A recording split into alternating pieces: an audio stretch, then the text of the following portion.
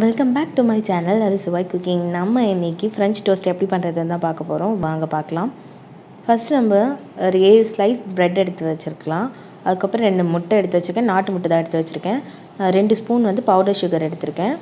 1/4 cup பால் எடுத்திருக்கேன். காய்ச்சின பால் தான். அதுக்கப்புறமேட்டு உப்பு நான் 1/4 டீஸ்பூன் எடுத்துக்கிறேன். இப்போ நம்ம ஃபஸ்ட்டு முட்டையை உடச்சி இதுக்குள்ளே ஊற்றிக்கலாம். என்னோடய வீடியோஸ், என்னோடய சேனல் உங்களுக்கு பிடிச்சிருந்துச்சின்னா நீங்கள் லைக் பண்ணுங்கள், ஷேர் பண்ணுங்கள், சப்ஸ்கிரைப் பண்ணுங்கள். ஏன்னா அப்போ தான் எனக்கு பூஸ்டப்பாக இருக்கும். ஓகே, இதுக்கப்புறம் இன்னும் நிறைய வீடியோஸ் போடலாம் புதுசாக அப்படின்னு தோணும். அதுக்காக தான்.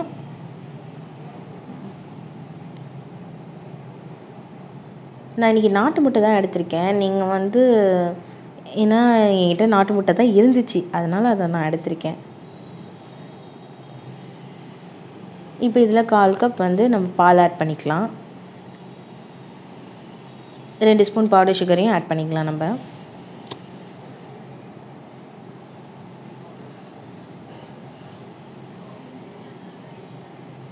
1/4 ஸ்பூன் உப்பு ஆட் பண்ணிவிட்டு ஒரு விஸ்கை வச்சு நல்லா கிண்டி விடுங்க. ஏன்னா உப்பு அப்புறம் சர்க்கரை, பால், முட்டை எல்லாம் ஒன்றா கலக்கணும். அது கலக்கிற அளவுக்கு கிண்டி விடுங்க. இது ரொம்ப ஈஸியான பிரேக்ஃபாஸ்ட்டு. நம்ம டக்குன்னு செஞ்சிடலாம். ரொம்ப டேஸ்டியாகவும் இருக்கும். எல்லாம் விரும்பியும் சாப்பிடுவாங்க. வயிறும் ரொம்ப ஃபில்லிங்காக இருக்கும். ஏன்னா நம்ம 2 டோஸ்ட் சாப்பிட்டாலே போதும்.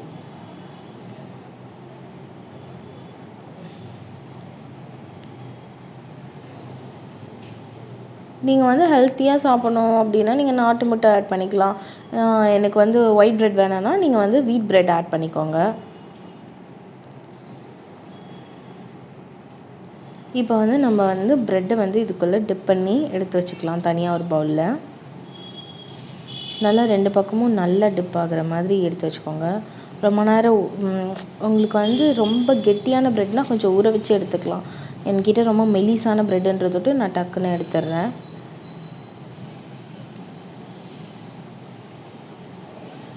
ப்ரெட்டு உடையாத மாதிரி இந்த மாதிரி எடுத்துக்கோங்க. உடஞ்சா அது பார்க்கவும் நல்லா இருக்காது. அதனால் இப்படி எல்லா பக்கமும் நினச்சி எடுத்துக்கோங்க.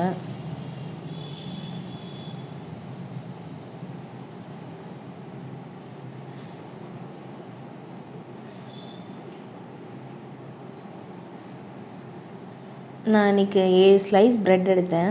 ஆனால் எனக்கு 6 ஸ்லைஸ் ப்ரெட்டுக்கு தான் கரெக்டாக இருந்துச்சு.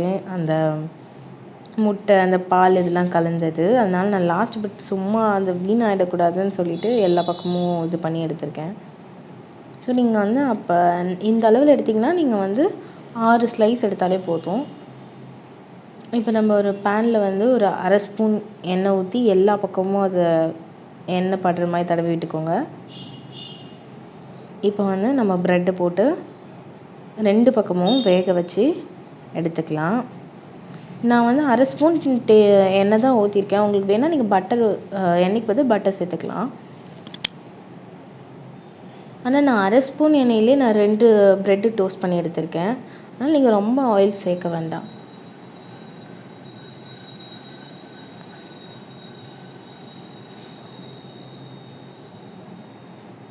நம்மளோட ஃப்ரெஞ்ச் டோஸ்ட் எவ்வளோ சூப்பராக ரெடியாக இருக்குது பார்த்தீங்களா? தேங்க்ஸ் ஃபார் வாட்சிங். Please subscribe.